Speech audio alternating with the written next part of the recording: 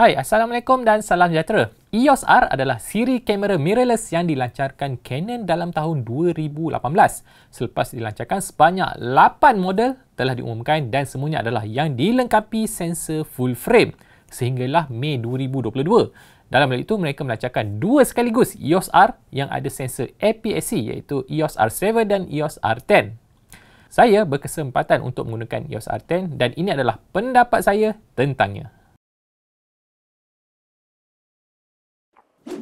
Sekejap. Sebelum anda teruskan menonton, saya nak tanya. Anda berkeinginan untuk terokai bidang teknologi dengan lebih mendalam? Teringin bekerja dalam waktu yang fleksibel? Selamat pagi. Dapat bekerja dalam ruangan yang selesa, dapat kawan baru, dapat bos baru dan mungkin dapat pasangan baru. Parking kenderaan percuma, dapat elon perjalanan juga tahu. Hello. Elon berhias diri pun ada. Berminat? Ketahui lebih lanjut melalui pautan di bawah. Teruskan menonton video daripada kami.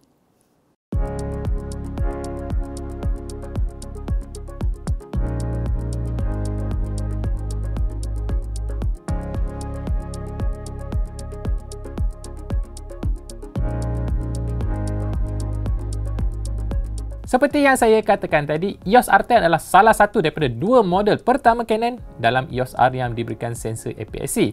Daripada helaian spesifikasi, ia berada dalam kategori entry level dalam keluarga EOS R dan saya lihat ia ditujukan pada yang ingin mendapatkan kamera Canon yang pertama. Jadinya, Canon juga telah memberikan kaki lensa baharu kepada kamera ini iaitu RFS. Setakat ini ada dua saja lensa RFS dilancarkan dan kedua-duanya adalah kit lens. Satu adalah 18-45mm dan satu lagi adalah 18-150mm. Tapi jangan risau, kaki RFS juga boleh disesuaikan dengan lensa RF untuk model full frame yang berjumlah 29 semuanya. Lensa yang dipadankan dengan EOS R10 dalam video ini adalah 18-150mm yang ada bukaan aperture f3.5 hingga f6.3.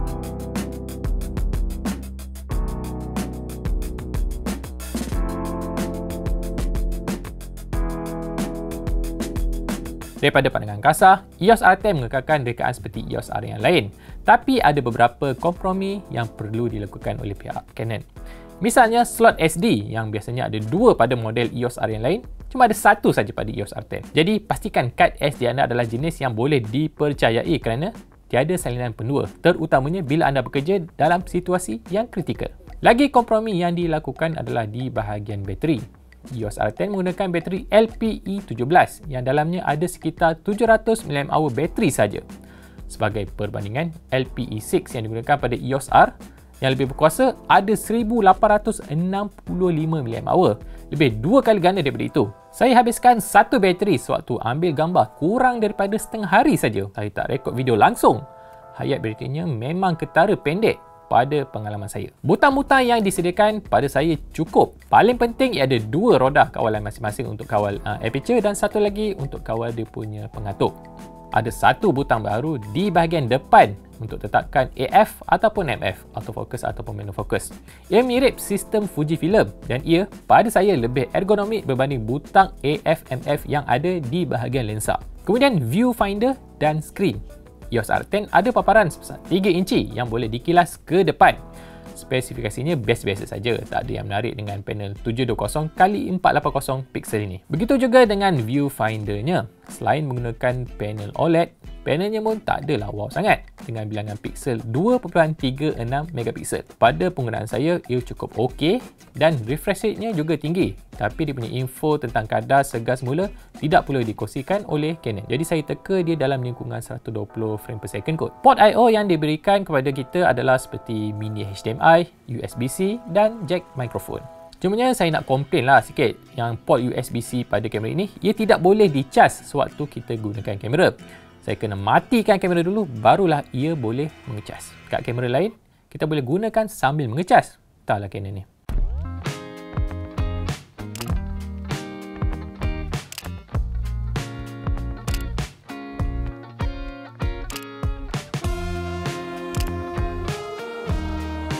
Di bahagian tunjang EOS R10, Canon mengatakan ini adalah sensor baru yang dibangunkan mereka untuk kamera ini. Dengan saiz APS-C, ia mengandungi 24.2 megapiksel untuk mengambil gambar. Ia adalah daripada jenis CMOS biasa dan bukannya jenis backside illumination ataupun stack sensor seperti yang digunakan pada kamera EOS R yang lebih kuasa.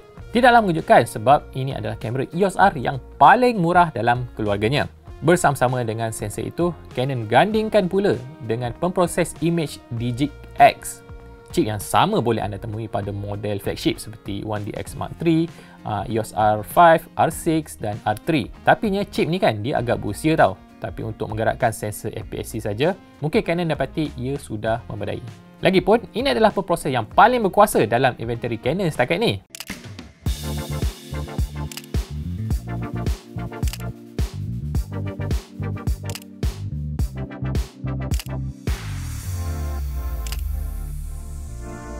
Canon, mereka mengetengahkan sistem autofocus yang serba canggih untuk kamera ini. Teknologi yang diguna pakai adalah Dual Pixel CMOS AF2. Katanya, titik fokus di atas sensornya meliputi hampir 100%, yang memberi makna fokus boleh diburu di segenap bingkai gambar tanpa masalah. Teknologi Dual Pixel autofocus adalah unik kepada Canon. Kamera lain, mereka masih menggunakan campuran sistem fokus berasaskan fasa dan kontras. Jadinya, melihat sistem sebegini muncul dalam kamera entry level adalah sesuatu yang sangat dialu-alukan. Daripada pengalaman saya menggunakannya, membidik fokus adalah baik, pantas dan tepat dalam keadaan cerah mahupun malam.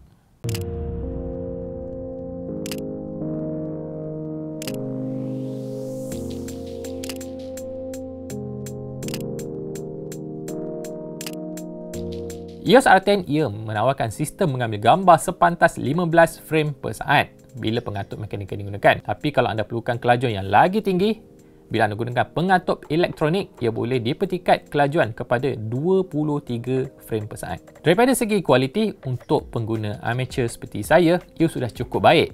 Paras hingar sewaktu menggunakan ISO 3200 di dalam keadaan malam masih boleh diterima, dan dalam keadaan kecemasan, ISO boleh dinaikkan keluar daripada ISO native kepada 51200 ISO yang menjadikan gambar agak berhabuk lah. Untuk merekod video, ia boleh merakam sehingga 4K pada kadar 60 frame per saat ataupun 120 frame per saat dalam resolusi Full HD. Cumanya untuk video gerak perlahan, tiada sebarang audio direkodkan dan ia diproses terus di dalam kamera. Walaupun EOS R10 ada ciri video yang okey, saya tak sarankan kamera ini sekiranya anda ingin hasilkan kandungan video kerana baterinya yang terlalu kecil. Alternatif seperti Sony A6500 adalah pada saya lebih baik kerana baterinya yang lebih besar kapasiti lantas memanjangkan tempoh operasi. Lagipun EOS R10 dia tidaklah didatangkan dengan penstabil image jenis mechanical di dalam badan. Cuma sekadar jenis elektronik dan ia bergantung kepada penstabil image optical yang terbina di dalam lensa.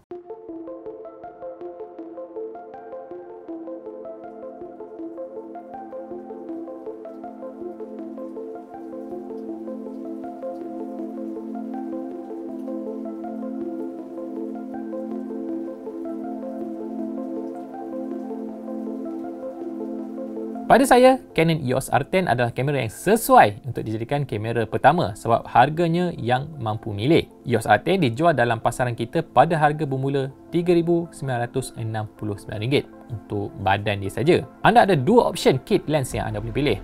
Pada RM4,399, anda dapat kit lens yang 18 ke 45mm. Manakala pada harga RM5,699, anda dapat lensa yang ada jangkauan lebih jauh iaitu 18 ke 150mm yang saya gunakan dalam video ini. Antara kamera yang EOS R10 ingin bersaing adalah seperti Sony A6600 yang badannya saja berharga lebih RM5,000. Di Nikon kita ada Nikon Z30 yang baru saja dilancarkan. Harganya di Shopee menghampiri RM4,000 tapi sensornya cuma 21 megapixel dan ia tiada EVF. Lagi yang saya suka tentang EOS R10 adalah badannya yang kecil dan ergonomik. Ia jadikannya mudah untuk kita bawa di dalam beg yang kecil. Saya sukakan dia punya grip yang dalam dan berikan keselesaan sewaktu menggenggam. Saya harap untuk iterasi yang seterusnya, Canon boleh tukarkan dia punya bateri kepada yang lebih berkapasiti tinggi. Barulah ia boleh jadi kamera video. Baiklah, sampai di sini sajalah ulasan saya tentang kamera EOS R10. Apa pendapat anda tentang kamera ini? Adakah ia sesuai untuk jadi kamera pertama anda?